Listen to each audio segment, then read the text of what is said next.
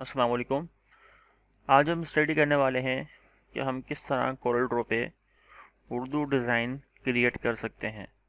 यानी अगर हमारे पास कोई डिज़ाइन है जिसके अंदर हमें उर्दू टाइप करनी है तो उस चीज़ को आज हम स्टडी करेंगे। तो उर्दू लिखने के लिए आपको दो सॉफ्टवेयर रिक्वायर्ड होते हैं। एक है इनपेज जो हमारे पास इंस्टॉल हुआ हुआ, हम इसको रन करते हैं। एक ये सॉफ्टवेयर रिक्वायर्ड है, पहले इसको समझते हैं फिर दूसरे वाले को समझते हैं कि वो कैसे यूज़ करते हैं। यहाँ से हमने ओके किया, कंट्रोल एन करेंगे। यहाँ से आपके पास डिफ़ॉल्ट A4 होता है, तो हमने यही बनाना होता है पेज। हम ओके करेंगे तो यहाँ पे हमारे पास पेज बन जाएगा। फिर इसके अंदर कुछ चीज़ें हमें समझनी है, क्योंकि हम इसके ऊपर एडवांस तो काम कुछ करेंगे नहीं। हमारा जो काम है वो यहाँ पे सिर्फ जस्ट उर्दू लिखने के बाद कोरल ड्रॉ पे लेके जाना। तो अब उसको अगर जूम करना मैं चाहता हूँ तो जूम करने के लिए क्या करना होगा, आप यहाँ पे चले जाओगे, ये नीचे, यहाँ से आप जूम कर सकते हो कि मुझे कितना जूम चाहिए। मैंने कहा भाई 200 मुझे चाहिए, तो 200 ये इस तरह से आ जाएगा। और अगर मल्टीपल पेज होंगे तो आप यहाँ से मल्टीपल पेज पे स्विच कर सकते हो। और अगर आपने जो आप लिख रहे हो उसका साइज़ बढ़ाना है तो आप यहाँ से टेक्स्ट जो लिख रहे हो उर्दू का वो यहाँ से साइज़ बढ़ा सकते हो। ठीक हो गया। फिर आपके पास जो राइटिंग स्टाइल है वो यहाँ पे ये दिए हुए हैं, जो आप इनमें से कोई भी यूज़ कर सकते हो। और कलर यहाँ पे ब्लैक ही यूज़ होता है ज़्यादातर। अगर जो भी डिज़ाइनिंग करनी है वो फिर आप लेके जाते हो कोरल ड्रॉ पे।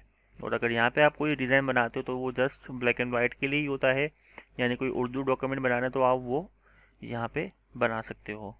लेकिन हम जब दूसरा सॉफ्टवेयर स्टडी करेंगे ना अभी, तो उसके अंदर ये प्रॉब्लम भी सॉल्व हो जाएगी कि हम यहाँ पे क्यों बनाएं, हम उसी पे बनाएं जिस सॉफ्टवेयर पे हम बनाना चाह रहे हैं। वो कोई भी सॉफ्टवेयर हो सकता है। तो अब हमें यहाँ पे देखना है कि हम कौन से बटन प्रेस करने पे कौन सा उर्दू का अल्फाज आएगा। तो यहाँ पे एक तस्वीर मौजूद है ये, तो ये तस्वीर कहाँ से आएगी, आप इन पेज पे जाओगे, आपने जाना है एडिट के अंदर, मेन्यू में जाना है यहाँ से, और कीबोर्ड के ऊपर जाओगे तो यहाँ से आपके पास डिफ़ॉल्ट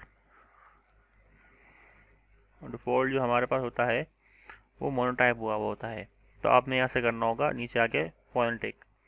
फिर आप यहाँ से कीबोर्ड जब देखोगे तो वही कीबोर्ड आ रहा है जो वहाँ पे आ रहा था। तो इसकी आप जो है तस्वीर निकाल लोगे। अब तस्वीर निकालने का तरीका ये होगा कि विंडोज़ में होता है स्नैपिंग टूल। स्नैपिंग टूल जो है आप इसको यूज़ करोगे, और इसको जब यूज़ करोगे तो यहाँ से आप मोड सेलेक्ट कर लो विंडो। तो यहाँ से मैं इस पर क्लिक करता हूँ तो ये यहाँ पे इसकी तस्वीर आ जाएगी। फिर आप इसको सेव कर लो डेस्कटॉप के ऊपर, या जहाँ पे भी आप सेव करना चाह रहे हो सेव कर लोगे। ठीक हो गया। तो फिर आप अगर कोई चीज़ प्रॉब्लम आती है तो फिर आप उस तस्वीर को देख के पता लगा लेना कि कौन से बटन से मुझे क्या करना है। अब मुझे मिसाल के तौर पे कुछ भी लिखना है तो यहाँ से मैं लिखता हूँ कि मेरा नाम बिलाल है। तो ये इस तरह से मुझे कैसे याद होगा, जैसे आप रोमन मैसेज टाइप करते हो उसी तरह से जो है आप इसमें टाइप करोगे। जैसे मिसाल के तौर पे मीम है तो ये एम से आ रहा है, दोनों मिलते जुलते हैं। ठीक है। बे है और ये भी मिलता जुलता है। जीम है और जे है, ये भी मिलता जुलता है। ठीक है।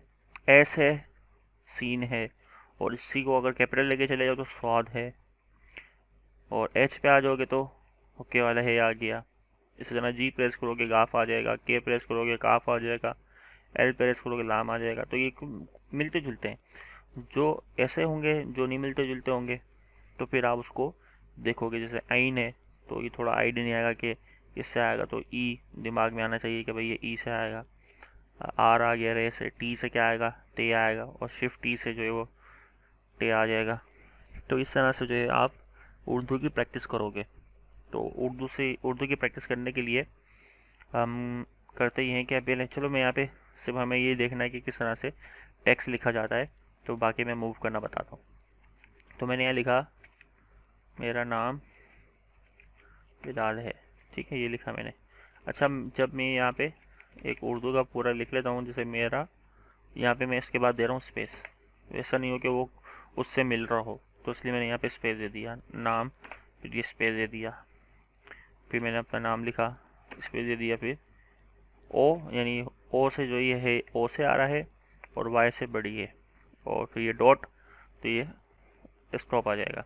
अब मुझे इस टेक्स्ट को कोरल ड्रॉ पे मूव करना है, जो मुझे डिज़ाइन बनाना है, इसलिए तो मैं क्या करूँगा, यहाँ से मैं लूँगा ये जो इसका पिक टूल है, इस पर क्लिक करोगे, कंट्रोल ए करो, जो इस पेज पे जितना भी टेक्स्ट होगा, अगर मल्टीपल पेज बने हुए हैं तो जिस पेज पे आप मौजूद हो वो पेज का डेटा सारा सेलेक्ट होगा, बाकी पेज का नहीं होगा। आपने किया कंट्रोल सी, कंट्रोल ए किया, उसके बाद कंट्रोल सी किया। ये कब करोगे, जब आपने पिक टूल सेलेक्ट किया हुआ है। कंट्रोल ए, कंट्रोल सी, फिर आपने कोरल ड्रॉ पे आना, कंट्रोल वी, पेस्ट, तो ये आपका टेक्स्ट आ गया। फिर आप यहाँ से इसको छोटा कर लो, पी दबाओगे तो ये पेज के सेंटर में आ जाएगा। अभी भी टेक्स्ट बड़ा है, 300 कर दिया, हमने 30 करना था, अभी भी बड़ा है 5%, ये आ गया। अब देखो ये इस तरह की प्रॉब्लम आपके पास आएगी कि मैंने वहाँ पे जो उर्दू लिखी है वो यहाँ पे कुछ अजीब तरीके से आ रही है। वो क्यों आ रही है, क्योंकि जब आप इन पेज को यूज़ करके उर्दू टाइप करके आप कोरल ड्रॉ पे लेके आते हो या किसी भी सॉफ्टवेयर पे लेके आते हो, तो आपने सबसे पहले सॉफ्टवेयर जो ओपन करना होता है वो करना होता है इन पेज, और इन पेज के बाद फिर आपको डिज़ाइनिंग वाला सॉफ्टवेयर ओपन करना होता है। तो मैं करता ये हूँ कि मैं कोरल ड्रॉ को क्लोज़ कर देता हूँ और फिर दोबारा कोरल ड्रॉ को मैं रन करता हूँ। ठीक है, तो भाई ये याद रखना कि पहले आपने इन पेज को ओपन करना है, फिर देन आप कोरल ड्रॉ को ओपन करोगे। जब आपका डिज़ाइन बना हुआ भी होगा तब भी यही रूल अप्लाई होगा कि आपने पहले इन पेज को फिर देन डिज़ाइनिंग वाले सॉफ्टवेयर को। तो कंट्रोल एन करके यहाँ से जल्दी से पेज बनाते हैं, और अब मैं यहाँ से दोबारा कंट्रोल ए, कंट्रोल सी किया मैंने, कॉपी, कंट्रोल वी, पेस्ट, और अब मैं यहाँ से इसको छोटा करता हूँ। देखो अब ये बिल्कुल सही आया है। ठीक है, तो जब भी कुछ इस तरह की प्रॉब्लम आए तो आप क्या करोगे, सॉफ्टवेयर को क्लोज कर दोगे, फिर सॉफ्टवेयर को दोबारा स्टार्ट करोगे, क्योंकि आपका इन पेज खुला हुआ है। ठीक है, तो ये उर्दू यहाँ पे आ गए। अब एक तरीका तो ये था कि आप जो है वो इन पेज को यूज़ करके आप काम करोगे। दूसरा सॉफ्टवेयर जो आपको रिक्वायर्ड है वो है पाक उर्दू इंस्टॉलर। जब पाक उर्दू इंस्टॉलर आप इंस्टॉल करोगे तो इस तरह से पीसी रीस्टार्ट होगा, फिर इस तरह से आपके पास लिखा हुआ आ जाए इंग्लिश, और इस पर क्लिक करोगे तो उर्दू, यानी इसमें आप सिर्फ 2 ही लैंग्वेज को भी यूज़ कर सकते हो, इंग्लिश और उर्दू को। तो अगर मुझे अब उर्दू लिखनी है तो सिंपल मैं यहाँ पे टेक्स्ट टूल लूँगा। टेक्स्ट टूल लेने के बाद आपके पास यहाँ पे काफ़ी सारे राइटिंग स्टाइल हैं, तो यहाँ पे उर्दू के राइटिंग के लिए हम यूज़ करते हैं जमील नूरी। अब जैसे मैं इस पर क्लिक कर दूँ तो ये थोड़ा हैंग हो जाता है, तो ये इसका वेट करते हैं। ठीक है, तो यहाँ मैंने लिखा जमील नूरी। अब मैं यहाँ से आता हूँ और यहाँ पे कर देता हूँ उर्दू। ठीक है, अब मैं यहाँ पे लिख रहा हूँ सेम वही चीज़, तो ये अब ये इस तरह का प्रॉब्लम आ रही है।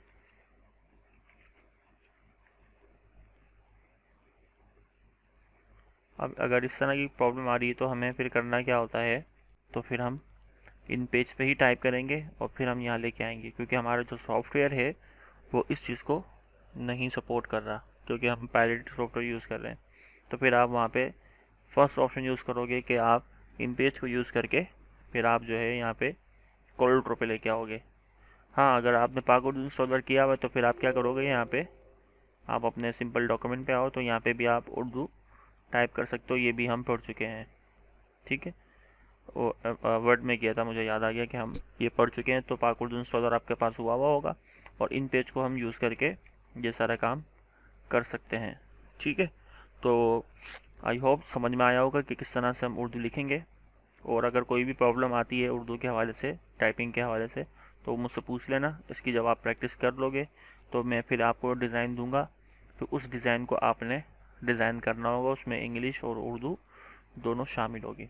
ठीक है, मिलते हैं नेक्स्ट वीडियो में, अपना ख्याल रखिएगा। अल्लाह हाफिज़।